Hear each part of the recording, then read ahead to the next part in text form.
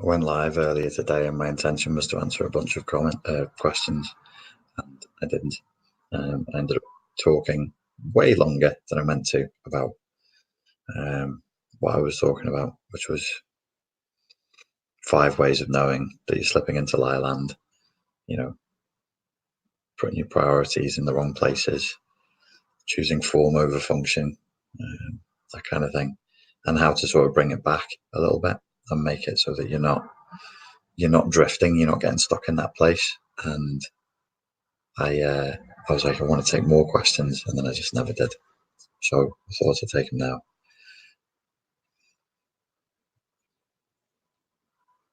Nikki Lee, why are we here? Don't know. Why are you here? Probably hoping that I'll say something that's vaguely useful in your life. Maybe get a laugh out of me. I think that's it. I think that's why you're here. Why are humans here? Don't know, mate. I really don't know. Good question, though. It's a fun question to ponder. So if anybody has any questions, feel free to ask them. Jason Bradley says, Super Richard, my brother, hope you're doing well. I am indeed, sir. Very well. Thanks for checking in with me. I should watch the video, but I'm not leaving, says Nerdy by Nature.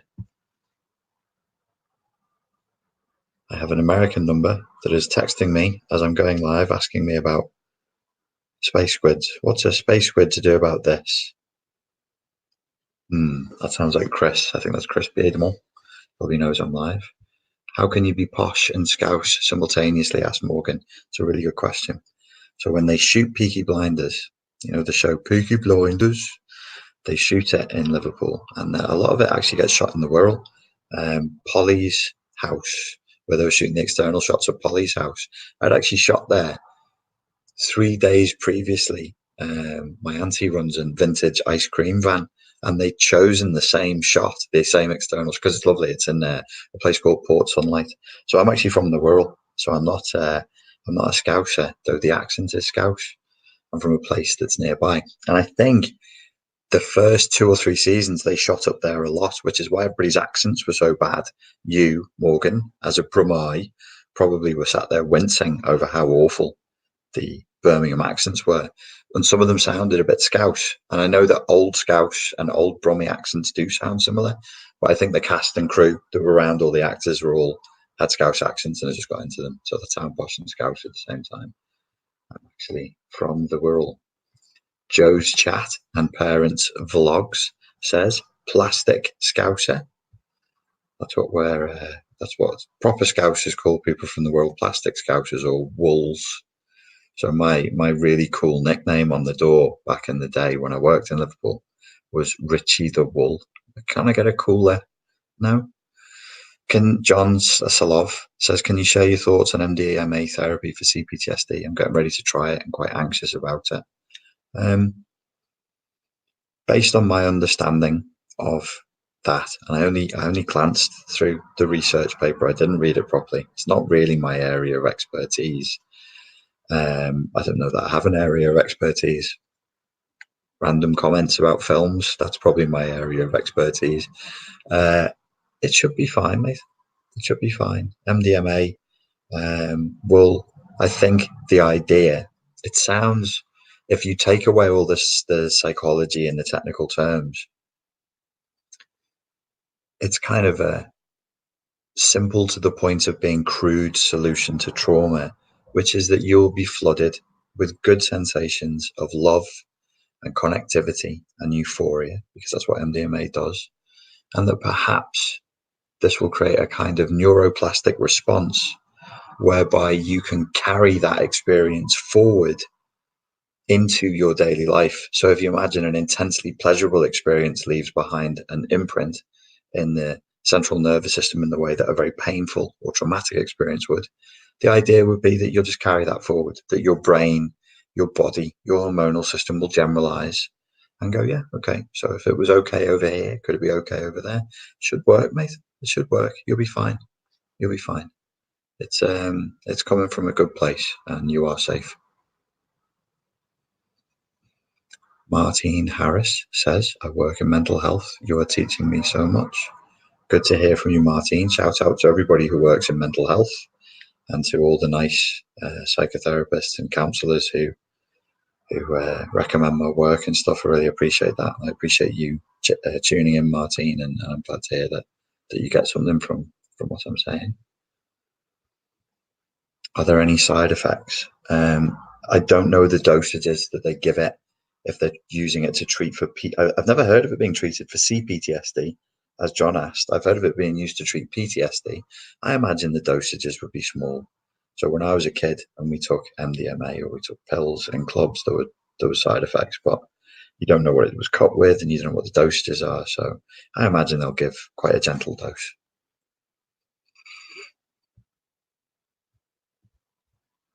Do you have some motivating words for building discipline? Yeah, I'm like Shia LaBeouf. He stands there and he goes, "Do it, just do it." That's the video that I watch when I when I want to get it done. Motivating words for building discipline. Yeah, discipline is freedom. There is no freedom without discipline. Everything that you love in life, everything, the things you love most intensely, will be improved and increased by discipline. So engage with discipline, be disciplined, set a structure, decide on consistent daily action, hone and strengthen your will to complete the tasks that the discipline requires, and life is better. Everybody who's done it reports that it's better. It improves things in really dramatic ways. I took the glasses on to talk and the glasses off to read. There's a logic to that, but I'm not familiar with what it is. Hey, mach. Hey, Richie. All right, mach. Is it common to experience symptoms of erotophobia and postcoital dysphoria after narcissistic abuse? Any tips on overcoming this, please? Okay, so the first part of the question, is it common? I don't know because I don't ask. I wouldn't ask. I probably I would expect intimacy issues. I'd expect after narcissistic abuse in an intimate relationship there to be issues with every phase: the dating phase, the conversation phase, the making coffee in the morning phase. Everything gets infected. So sexual contact could be difficult, but then it depends on the nature of the abuse within the relationship. If you I've covered this in other videos. Again, it's not really an area of specialization of mine, but there is a definite correlation in cluster B personality disorders and sexual paraphilias. They're common. So I don't know if you experienced things that that led you to have an association between sexual intimacy and things that maybe you weren't comfortable with, or that broke your boundaries, or that damaged your self-confidence. So I don't know. And without knowing that, I wouldn't really want to give you advice on how to recover from it, other than to say what is common is to underestimate how beaten up we are. And just that can really help. When you go, I was really badly beaten up by this relationship. It really, really affected me deeply in this way and that way. And you walk away from it a bit battered, as though it was a physical assault. Counterintuitively, that can be helpful, because then you're not expecting yourself. You wouldn't get beaten up in a nightclub on a Saturday night and then think you're going to wake up on Sunday morning and go for a jog and feel all good. You'd expect your body to need time to heal, your mind to take time to heal. Do you know what I mean? So accepting that there is going to be a healing process and that you need that space, and that perhaps sexual intimacy might not be the thing to be going for a period of time, maybe a little abstinence, maybe 3-6 months of abstinence, just to really heal everything. So that to be woo, let's take the woo angle. If there's something energetically that's gone from one person to another person in that space and on that particular issue, which is a heavily woo issue, is sexual intimacy. That's where a lot of magical energy interchange is going down. Maybe you would want to clear that space first before being intimate with somebody else. Yeah, that can happen. Got my first emotional flashback during sex. That changed everything. Yeah, that can happen, definitely. Vulnerability, moments of vulnerability and intimacy are hugely triggering. Kimberly says, because of my unintentional naivety, I did develop malignant optimism trying to cope. I'm still healing. Do you see how the video I did today and around the houses way, without telling you, don't be naive, don't have malignant optimism, is trying to strengthen you systematically in a way where you're less likely to engage in malignant optimism. There's an element of emotional immaturity in malignant optimism. There's an element of being skilled in not seeing reality in malignant optimism, and that's what I'd really like to help people get past. Malignant optimism. Hope Riley asks, what is malignant optimism? It's a term that was coined by Sam Vaknin to describe how the partner of an emotionally abusive cluster B personality disorder type will see their behavior and see their partner in the best light possible and give them more chances than they really deserve to have. They keep going back and they're optimistic. They go, oh, I'm optimistic. Everything will be okay this time. But they're optimistic as malignant to the extent that it hurts them in the long run, where they should just give up. To wit, Rachel Munger says, yes, I've been delusional AF. DJ Torre, Richard, how do I deal with a covert narcissist in court who is making counter allegations of domestic abuse against me? Sounds like there's a lot going on there, mate. Maybe it would be irresponsible of me because you've just said you're in court and that there's a counter allegation. So you're making allegations of domestic abuse. They're counter allegating against you. This would be one to speak to your lawyer about. You need professional legal advice for that one. Good Lord. Thanks, Goyen Bear, for sharing that. Blood in My Champagne says, it's been 6 years. When will this hypervigilance? So I'm not laughing at you, I'm laughing at the last comment. Speaking of clearing the space.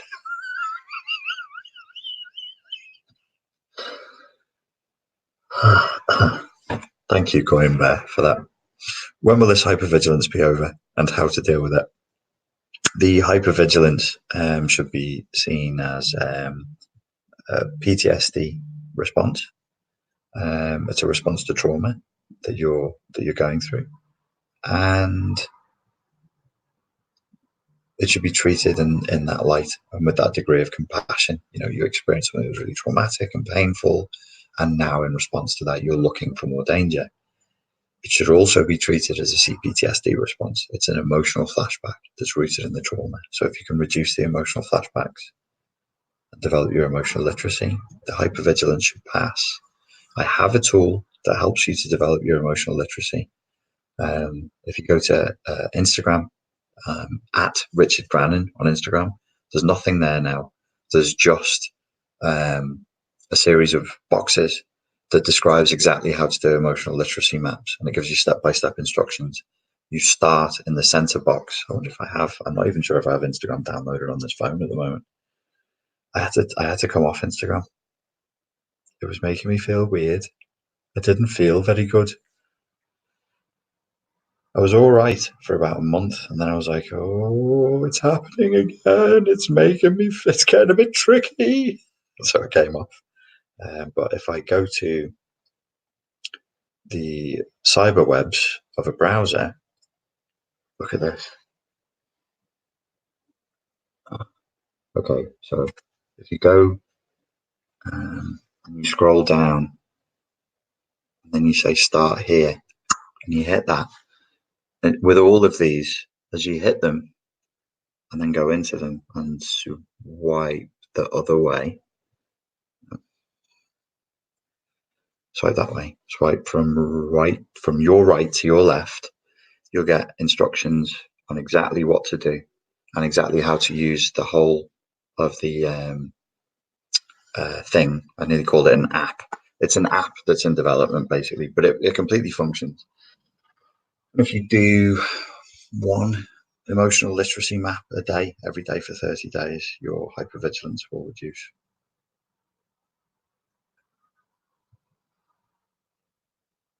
Okay, let me try and catch up with where we are up to. Daddy Bear says, I just found your channel today and I'm loving the content. Thank you. You're very welcome, Daddy. We're glad to have you. Sarah says, found your channel yesterday. Really helpful. Thank you. Glad to have you. Rachel Munger, who did not find the channel yesterday. I think she's been with me for about 4 years. I can't Instagram either. I was back on it and I was quite happy. I was like, this is the way you use it. You be responsible. You only follow certain tags. You only and I felt okay. And then I was like, I just had this thing that just went, delete Instagram, delete it. So I just took it off my phone and then I felt better.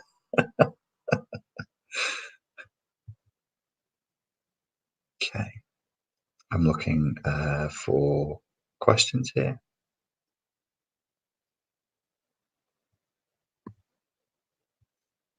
Has schizoaffective disorder also narcissistic traits?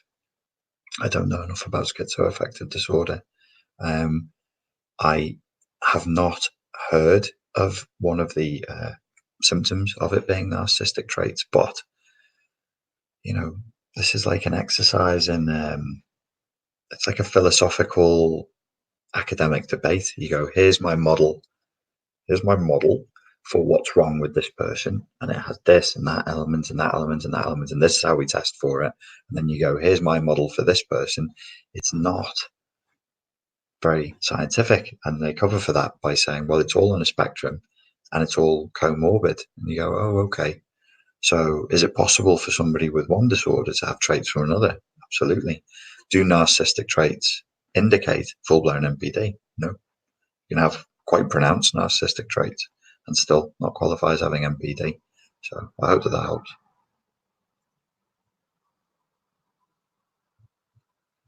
UG Rose says, Rachel, you don't have to have an account to view the page. No, you don't. And I literally just explained that because I don't have it downloaded. You just go on your phone, right? And you just put in the word Instagram.com and then you do / ditch Grannon. And then you go for me profile and there it is. Like, UG Rose, how do you feel about Scouse accents? If I teach you how to do a Scouse accent, will you teach me to speak Brooklyn? What you want to do, right? If you ever have friends from Liverpool and you want to amuse them, you should try and do a Scouse accent because they will find it entertaining. You need to learn how to say the phrase, they do that there, don't they though. They do that there, don't they though. And then you need to change it in Scouseifier to they do that there, don't they though. And if you get the rhythm and the music of it, it's guaranteed a laugh. You'll get a laugh out of people who are from that area. If you're from the area and you do that, they'll be like, that's not funny. That's not being funny in the 80s, lad. But if you do it as like an American and you turn up to Liverpool and you go, oh, I learned some Scouse. And they go, what did you learn? They'll think you're going to go, I want some chicken and a can of tango. But you come out with, they do that there, don't they, though? They do that there, don't they? They'll laugh.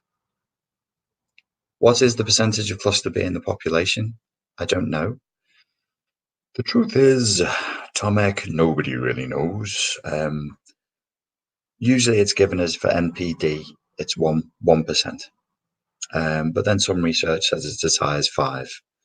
I would say there's a tipping point at which society will collapse in on itself, and it's going to be about 6%. Because it doesn't sound like a lot when you say 1%, except when you apply it to like a city that's got like 6 million people in it. Then you're talking about hundreds of thousands of people who have no other purpose in life other than to cause chaos. It becomes like a zombie apocalypse, you know. DJ Torre says, I feel like that about Facebook. Definitely come off Facebook. Definitely. I had to reactivate my account recently so that I've got lads working for me who are editing videos and they're putting them on Facebook. So I had to create an account so he could get to my Spartan Life Coach Facebook page to upload videos there. And I was such a child about opening my own Facebook account. It was like when I was a kid and I'd run past a horror film and try not to hear it or see anything. I was just like, how do I get this done? I don't want to see anything at all. That's Instagram is agitating. Facebook is depressing. I find it really like the stuff that people have known for years just sharing on there. I'm like, oh my God, it sends me into the existential anxiety. What is humanity? Why are we here? Jason says the Instagram emotional literacy app was a brilliant idea. Thank you. That app is going to get made properly. However, apps are shockingly expensive to get done. So I might need to, I think I'll almost definitely be looking to get some crowdfunding help with that. Amy asks, is a squid plus a think a squink? It is. Captain Squink. Wait.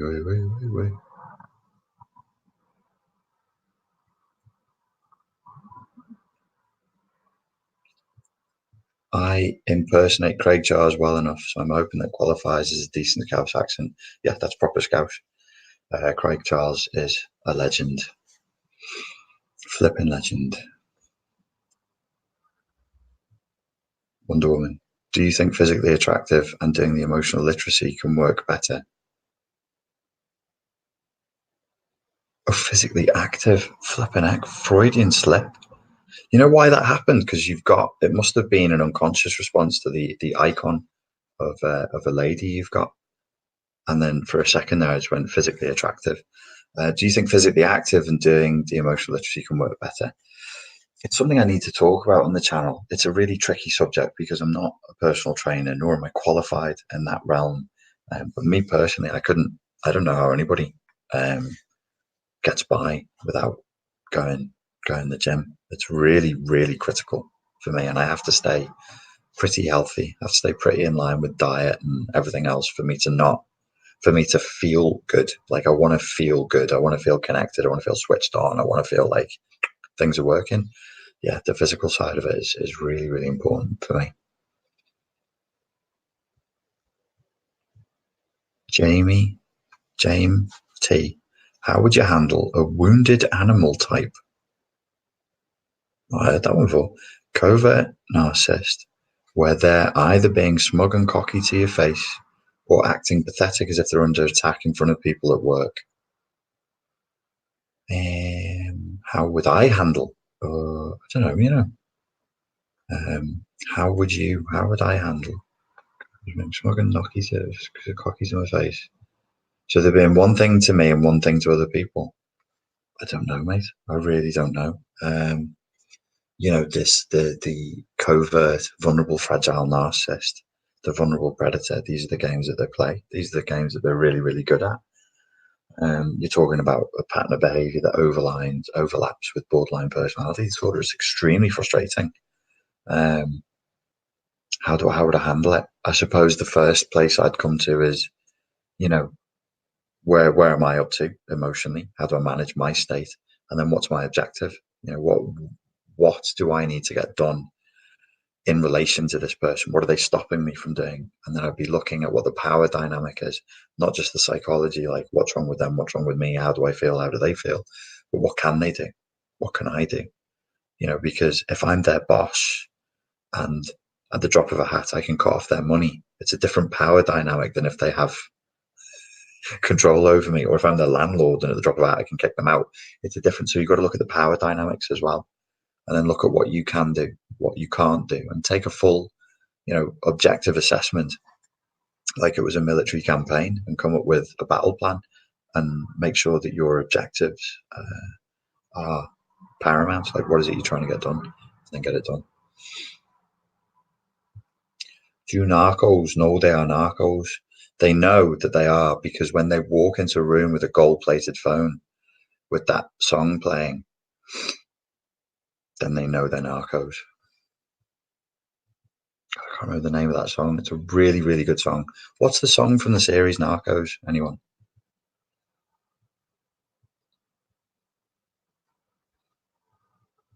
Repent of your sins. Wait a second. Matt says, repent of your sins, trust in Jesus, and live forever in paradise.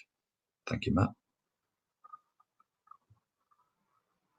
How would you help heal a child who was discarded, besides me, from a covert narc? Therapy, mindfulness. For her, it is hard. For her, LD. It's been over a year. He is now and is married to his new supply. I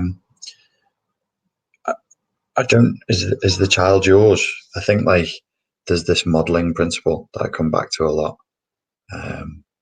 which is like where you're going on a day-to-day basis emotionally and what's going on inside of your head and where your heart's up to and where your mind's up to. That's what she'll model.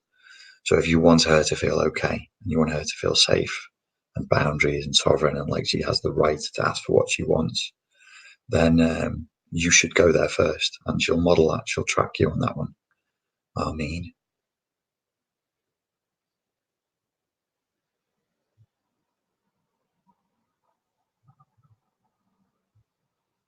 Bad Boy Meds says, speak on the effects of stress,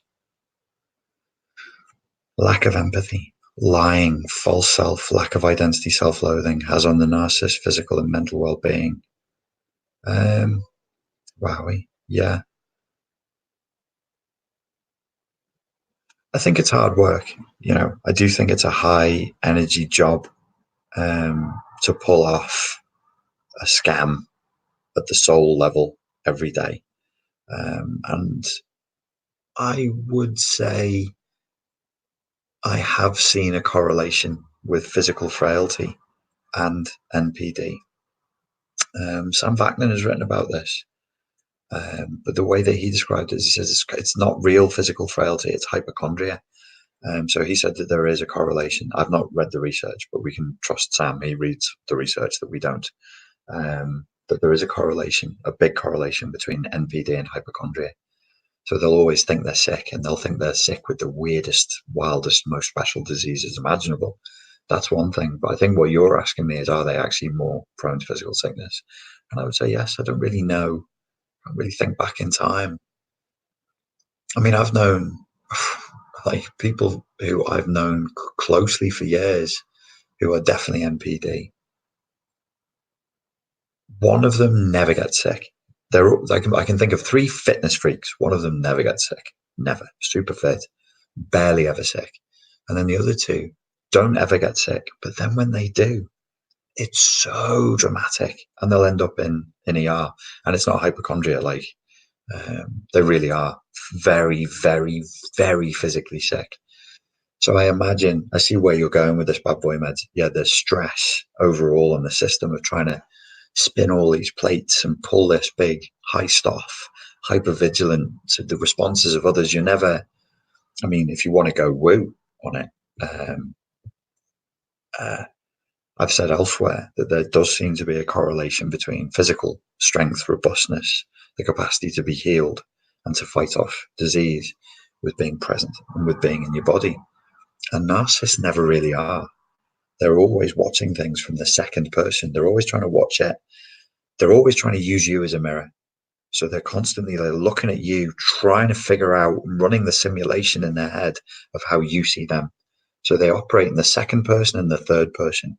They're trying to imagine all the time how you're viewing them, which is why sex can be weird, because they'll be like, how do I look in this moment where they're having sex with me? Or they'll third person it and be like, how would this look to a person who was sat on the other side of the room? The woo point here is all of that takes you out of your body. And if you're out of your body, then you are more susceptible to physical illness. It's an interesting question. Thank you for that.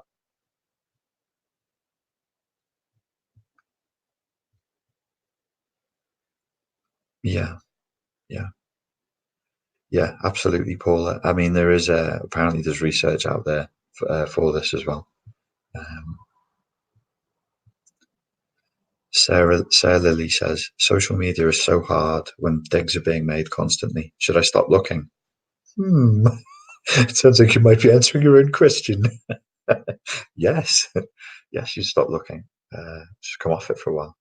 Why do narcs continue even when they're no longer a part of your life?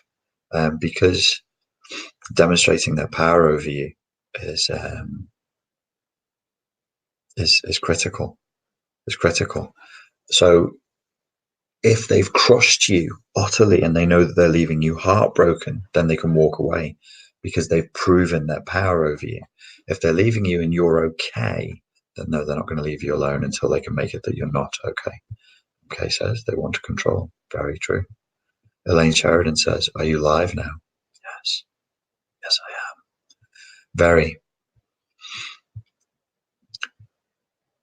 Angela Falsetta. Question? Richard? Question mark. Yes. Richard? Yes. Will you address correlation of sleep paralysis and CPTSD? Exclamation mark.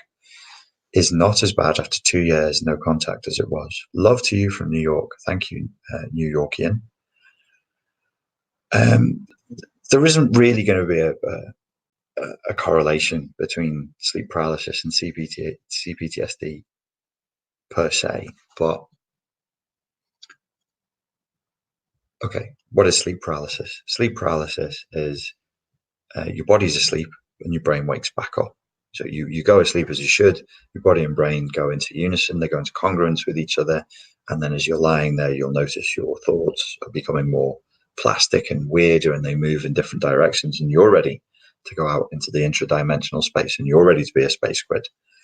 And that's when you go to sleep. But then the brain kicks back in, but the body doesn't. It flips out of congruence with the body, and then you wake back up, but only your brain wakes up and your body's asleep. So you have a waking brain and a sleeping body, and we call this sleep paralysis.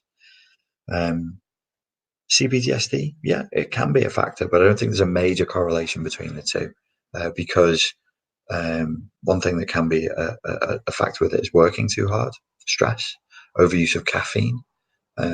If you're hypervigilant and you're working too hard and you're stressed out, you're drinking coffee all day, you're telling your brain to wake up, keep going, wake up, keep going, wake up, keep going. And your brain finally goes, oh, it's the sleepy time. And then it goes, no, it's not, because we're wake up, keep going, wake up. And then you wake up with your body asleep.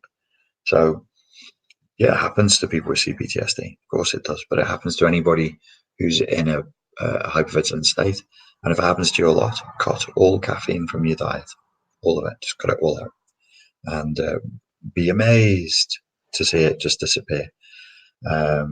If you really wanted to kill it stone dead, cut caffeine from your diet and do some sort of a cardio-based workout within the first hour of waking up in the morning, and then you'll find that you go to sleep earlier and you go to sleep deeper and better.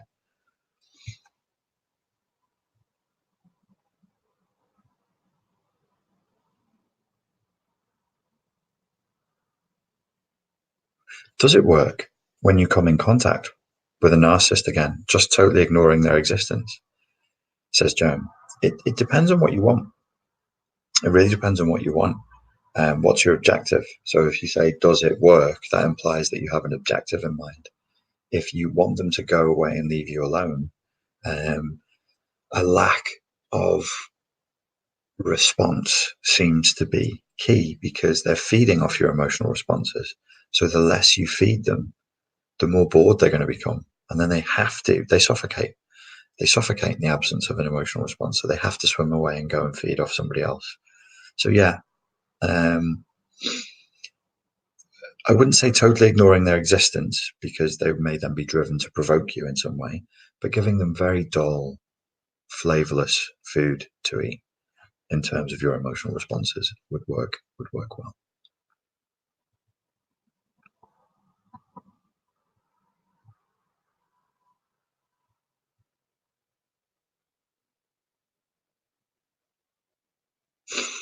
This is Zen Kwan.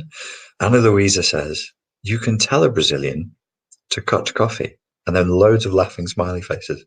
I'm wondering if this is a joke that's super funny in Portuguese and didn't translate to English. Muito bem. Muito bem. Okay.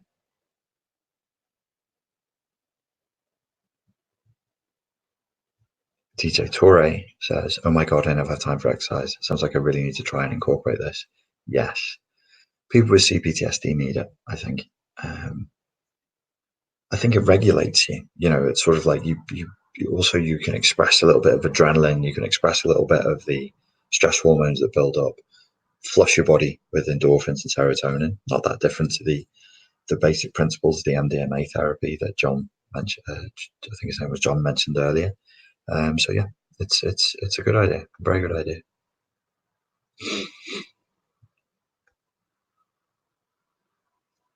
Oh, because I said to cook coffee, and she said the Brazilians should cook coffee. No, I still don't get it.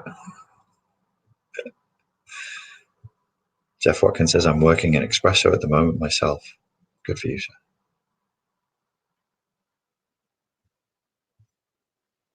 Goyim Bear again. For real, though, not one of you wants to expose the reality of flight. Okay?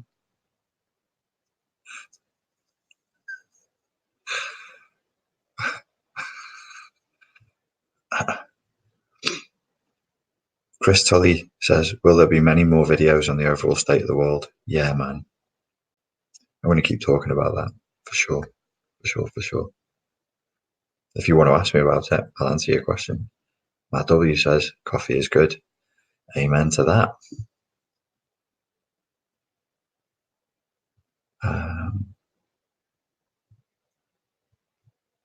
Do you think doing psychedelics such as ayahuasca is spiritual bypassing? I think anything can be spiritual bypassing, anything. If you're not doing the work and you're hoping that it will be done for you by an external force, then you are externalizing your locus of control, which is probably what the term spiritual bypassing is pointing to. All kinds of things can be. People posturing online can be spiritual bypassing. You can go to yoga and it can be spiritual bypassing. It's not really what you do, it's the internal intent with which you do it, which is why I made the video today about not slipping into lie land, because the culture we live in is encouraging us to go into lie land. So it's less and less about who you really are and more about what you can signal to others about who you are. That's dangerous, really dangerous.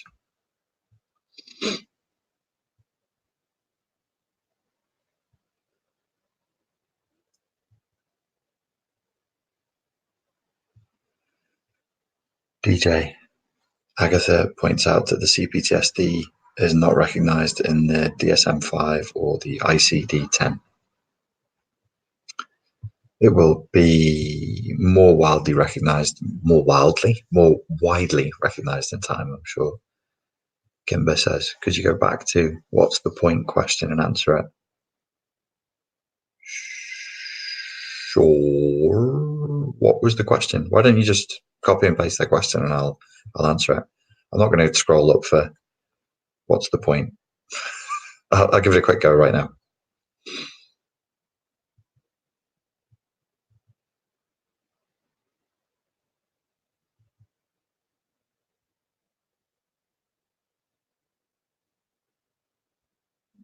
Sorry, mate. There's a ton of questions that have come through here, so you're going to have to copy and paste them, I'm afraid. Somebody's written, am I blocked?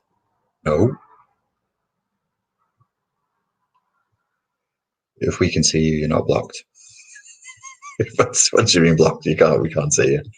You're definitely not blocked.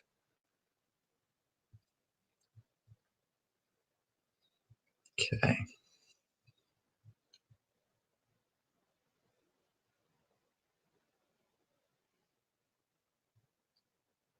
Could you please discuss role reversal, says Kim Walker. Women adopting more masculine traits and vice versa.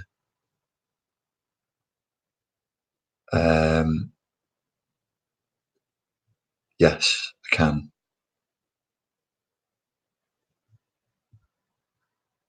Okay, Kimber, I've got you. Thanks for that. What's the point? Got you. Yeah, I'll cover that. Yes, I did briefly. There's clips from a talk I did in Poland that are going to be coming out soon, where I go deeply into the yin yang principle and animus possession and how women aren't just adopting more masculine traits and men aren't just becoming more feminized. Jung, I'm not a massive Jung head, but he was really, really on point for this one. So the way he described it was that when certain elements of the personality are pushed out and pushed away and not integrated properly, they come back and possess the person. So in women, he called that animus possession. So if a woman is animus possessed, she's pushed away some of her internal natural masculinity, seen it as ugly, seen it as offensive, or maybe she's raised in an environment where it just wasn't accepted, pushed it away, and it's come back and repossessed her. But she's then not possessed by the spirit of an assertive, calm, charming man. She's possessed by the spirit of a chauvinistic, judgmental, tyrannical, bullying man. So she's repossessed by a bad man, which would be animus possession in men when they push away their femininity, and it goes back and repossesses them malignantly. This is called anima possession. Animus, these Viennese intellectuals, they used a lot of Greek mythology. That's why that's why we have narcissistic personality disorder. It goes back to the Greek myth of Narcissus. So animus is mind, anima is soul. The mind, in this cosmology, if you like, of how the human being works, is male, is yang. So that's animus possession. And the anima, the soul, is female, and it's yin possession. In men, anima possession means that they're possessed by the spirit of their own femininity, but their own toxic femininity. So you have women who are animus possessed, are toxically masculine, toxically assertive, bullies, and men who become anima possessed end up becoming toxically feminine, the worst elements of femininity. So manipulative, passive, weak-willed. A lot of the things that women nowadays complain about men being is anima possession. Vain, silly, that kind of thing. So yeah, I have covered it briefly in a video. If you look on the channel, there's a video called Animus and Anima Possession, but I will get into it more. It's a really interesting subject. Okay, so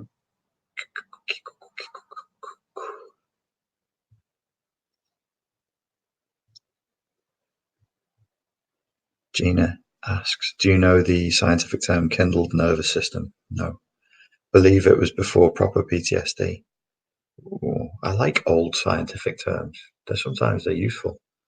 Kindled nervous system. That's interesting. But what do you know about this? Nothing. I'm sorry. I've never heard it before. It's not a panic attack. Instead, one drops to the pavement, fainting. I'm afraid I can't help you with that one. So I promised to answer a question. Let me go find it.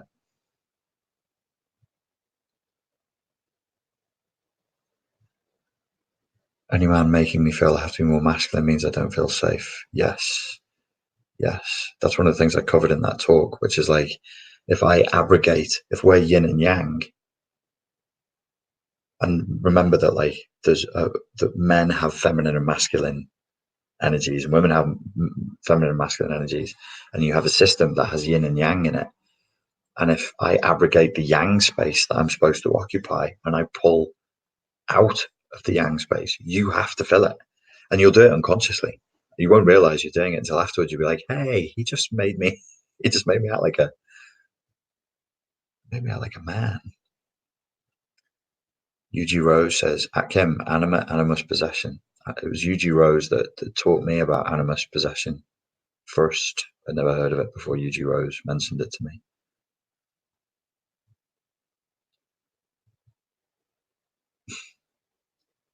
I'm looking for your question now, Kim Barr.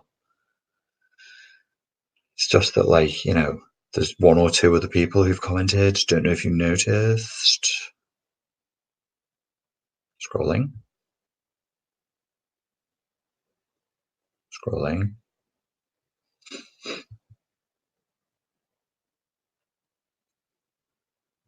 There we go. Do you know anything about brainwashing with covert hypnosis and how dangerous it can be? Yeah, I do. Like, what do you mean?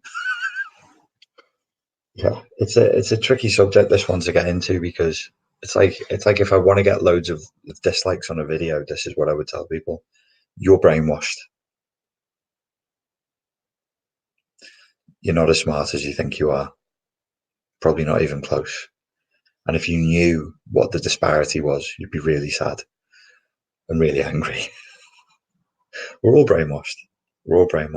Um, The problem is, somebody asked me about the Illuminati today, and I'm like, well, yeah, in principle, but don't be daft in the way that you think about it. Take a mature point of view. So you think of brainwashing, and you'd be like some poor human strapped to a table with headphones on, having messages repeated to them. And it's just not necessary to do that. Brainwashing people's quite an easy thing to do. We all would narcissistically and vainly like to believe that we have free will and that we're determining what we do with our lives, but all the evidence points in exactly the opposite direction, that we're just responding to whatever's there and we're just getting by. The extent to which we are passive is the extent to which we are brainwashable. And that's why I encourage people to develop their own moral philosophy and to tell the truth, at least to themselves. Not because it makes you immune to brainwashing, it doesn't, but it means you're more protected to brainwashing. So you asked about covert hypnosis. Much like brainwashing, and I don't mean to sound like a patronizing twat, but the chances of you knowing to a nuance what that term means is really slight. Again, I don't want to presume your understanding or presume your experience, but the fact that you've constructed the sentence this way tells me a lot. Yeah, I'll tell you who does know about brainwashing and covert hypnosis, but who doesn't say it. A psychologist and philosopher called Noam Chomsky. When you go and watch his free videos or his free documentary online that's called Manufactured Consent, you'll see that he understands brainwashing and covert hypnosis. If you go and look at Richard Curtis's documentaries called The Century of the Self, you'll understand that he's talking only about brainwashing and covert hypnosis, but he doesn't use either term. He might use brainwashing. So you think hypnosis is being strapped to a table in some terrible torture scenario. It's just not necessary. And covert hypnosis, you're probably thinking of somebody with a watch, but it's covert, so the watch is behind a curtain or something. Like hypnosis, strictly speaking, hypnos means sleep. And it comes from this extremely naive model of reality. And it's like, oh, I'm awake. And then you put me into an altered state and then I'm asleep and I'm suggestible. People are walking around asleep all day long. It's not hard getting people into a trance. It's really, really easy. So the question is coming from a position of some naivety that if I were to offer you something that was of value, which I would really like to do as we're talking here, is I'd like you to shift your frame and just be like, look, if you look at an advert as you're driving the car, which you do, you can't help it. They're designed. Billions of dollars have been spent on the psychology of the coloring, the placement, the font, the sex, the amount of flesh, the amount of sex that is in the advert. They even put the word sex in adverts and hide it. When you just glance at an advert, you're being brainwashed with covert hypnosis. Every time you drive to work, every time you drive to football, you're being brainwashed. Every time you open Facebook, you're being brainwashed. They're training you, they're conditioning you with covert hypnosis to do what they want. So if you think about it in a spooky, filmic way, well, it doesn't really work like that in the real world.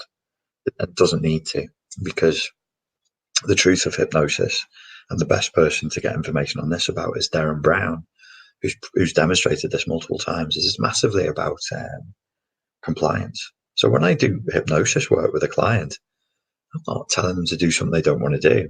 I'll just say to them, would you like to heal? And they go, yeah. What would that look like? Well, I'd have more friends and I'd go out more and I'd feel good and I'd be cheerful and I'd smile more and I'd go to the shops and I wouldn't freak out. And I go, really? Tell me that again. Now think about that really deeply. Don't think about anything else and relax now more as you think about how amazing your life would be if you felt good, were more cheerful, were smiling more, planning better, making better decisions, and everything worked out. What I just did there is called covert hypnosis, because I didn't dangle a watch. I didn't tell you to count down from 7 to 1. I just gave you a series of suggestions. So then you'd say, well, where's the line? If you're intelligent, I presume you are. There's an intelligently constructed sentence. I said naive. I didn't say you're stupid. You're not stupid, but you're naive. on this subject. You might not be on other ones. You will then ask me the question, where's the line between a sentence that anybody says and covert hypnosis? And I would say, yes. Where's the line? Yes. Where is the line? It's a really good question. If I sit here and tell a story about a client I had with post-traumatic stress disorder, but they got better over time, and they found that some days they just woke up in the morning and they felt more cheerful, all the research indicates that if you're listening to me and I'm in rapport with you and you're in rapport with me, that you will just do that. You'll take it as an instruction. And you'll be like, why would I take it? I'm a free individual. I have will. I have decision. Not really. Not really.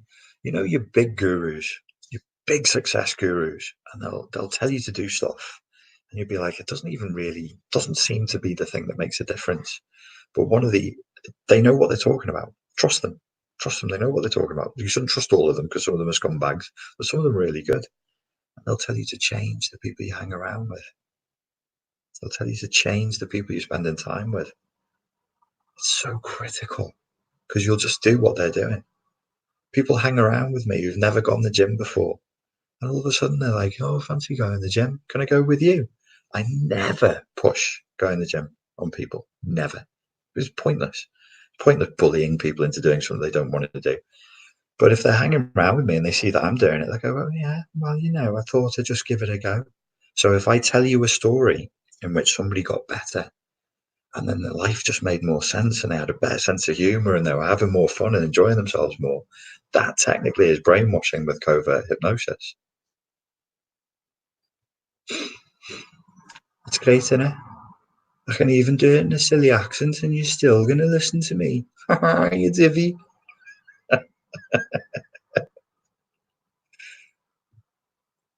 How is covert mass hypnosis being done? In the way I just described with my face hole. It's all of it in the way I just described. That's how it's being done. You just put the idea out there. You've seen the film They Live? Watch Slavoj. So put into YouTube. Let me do it for you. Slavoj They Live. Okay. The Pervert's Guide to Ideology. How long is this? 6 minutes. I'm going to put this in the comments now. You will need to watch this if you're interested in this. So, They Live, you don't need to watch the whole film, They Live, because it gets tedious. I don't think it's a classic at all. But the big reveal, is hugely important. All the marketing you're consuming is telling you consume, obey, procreate. You say, no, it isn't. There's an advert for a MacBook Pro. Consume, obey, and then procreate. It just show me. We'll do this one day. We'll do this. You just fire adverts at me and I'll screen share them and I'll go, this advert doesn't say anything else other than consume, obey, and procreate. And I'll even break down for you within the advert. They put covert. We shouldn't even go into this now. Fuck it. One day, I had a girlfriend. Once upon a time, I had a girlfriend, and that she's. This is why I stick to cat videos exactly. And we were having this conversation, and she said, "I think this is paranoid conspiracy theory." And I said, "Listen, they put vaginas and everything, you know." She went, "No, they don't. What are you talking about, you lunatic?" So we were at a supermarket checkout, and I bought a copy of Cosmo, and we went home, and I said, on this page, on each page, pull out the number of distinctly vagina-shaped objects that you can see that have been photoshopped into the pictures. And we like, she would do one, we just laugh, like she'd do one and then I'd do one, and you just find like sexual imagery integrated at the deepest levels into everything. Now, smart people here will say this is affirmation bias. This is not affirmation bias. This is a deliberate attempt to fulfill certain agendas, but the predominant agenda is the crudest and the stupidest one, which is to make more money. That's what women will buy. You open up a woman's magazine and it's full of pictures of women. That's how it works. You go, no, it's affirmation bias. You're seeing what you want to see. All right, dudes. I'm not here to fight with anybody. I don't have some weird sales pitch like you must see the world my way. Try it yourselves. Try it yourselves. Look, but don't just look, because when people when they design posters, they have content and they know where your eyes are going to go. You have to look at the context, not the content. Look into the context of where everything is fit and how it's all fitted in and how the shapes are made around what is important. And you will see. You will see I am not lying. It's ideology at its purest.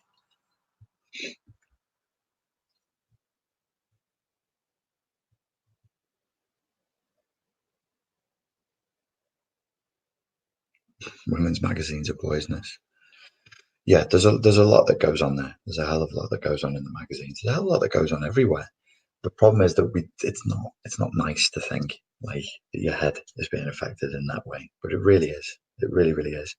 So what I do and what I've done from day one with these videos is a kind of a brainwashing that goes in another direction. A brainwashing that says, you know, maybe, not always, but maybe, when you have a sense of humor and you do things in a different way and you look at things from a different perspective, from a weird perspective, from a bizarre perspective, from a shocking perspective, maybe you can find new ways of doing things.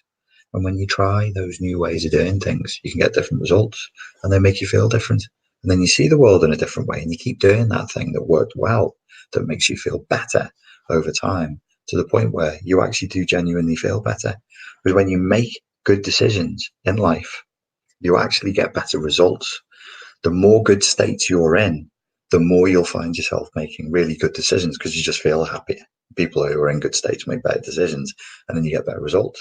So that makes you feel even happier. And there's like an upward spiral, and that's what you want.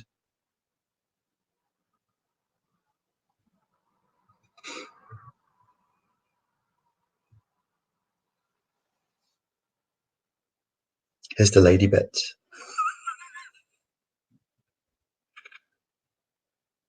Okay, I'll take one more question and then it's time for me to go be an interdimensional space squid.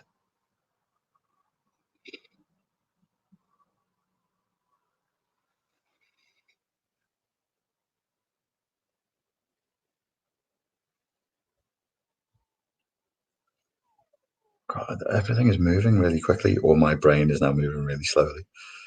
Hello. That was a good question. I was reading it and then it buggered off. Oh, okay, here we go.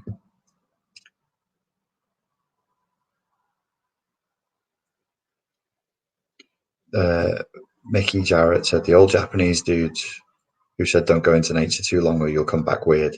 That was Masaki Hatsumi, Dr. Masaki Hatsumi, and his teacher had said it to him, who was Takamatsu Sensei. Said you have to go into nature, you have to go into the woods, but don't go too long or you'll become a weirdo. Any advice for the forest weirdo? Hmm.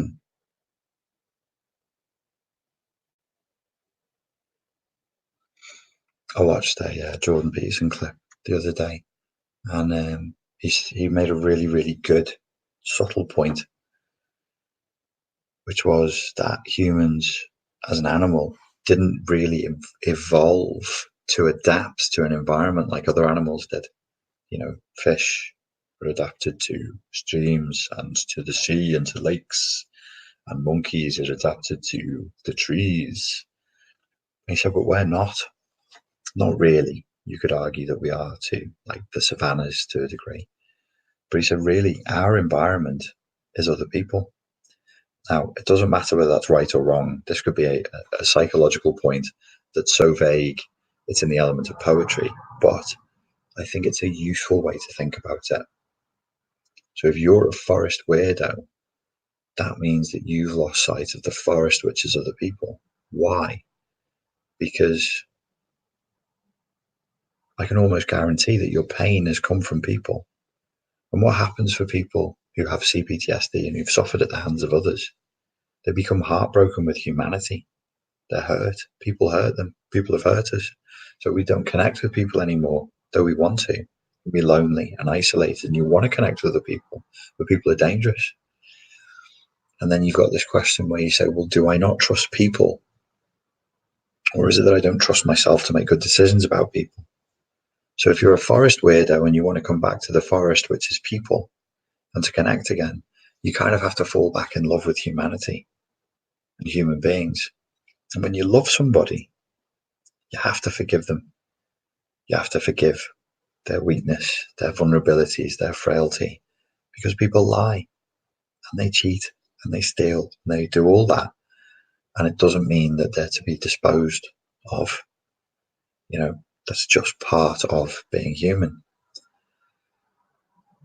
The bigger thing to get you back to feeling comfortable with intimacy with others is to heal to the point where you can trust your own intuition and trust that you're going to make a good decision about who's good to hang around with and who's not. And then you can start working your way back to being with people. Just remember how good it feels to be connected, to be part of a tribe, to be in a community, to be having fun with people, and to do it from a position of serenity and boundaries and emotional regulation, where you're not putting too much on them and you're not expecting too much from people. Then you can come back from being a forest weirdo. Take it from me, as a former forest weirdo who now manages to interact with other humans in a way that is mutually beneficial, like a machine. No, I like people. That's why I was so hurt for years. I was so heartbroken because I really love people. I really do. And I really need them. And it's painful. It's very painful if you fall out of love with humanity. So the only route back is going to come through a kind of a healing process where there's some kind of forgiveness, some kind of acceptance, a radical acceptance for that which is, and then developing the skill set of, okay, I'm going to have to protect myself a little bit here. And then you can have mates again, and then you'll cease to be a forest weirdo. Ladies and gentlemen, thank you very much for your time and your attention. Please remember how precious these resources are. They are yours, they're nobody else's. You get to do whatever you want with them. That's your right. It's your body, it's your brain, it's your life. Thank you for your time and your attention, and I look forward to speaking to you again very soon. Cheers.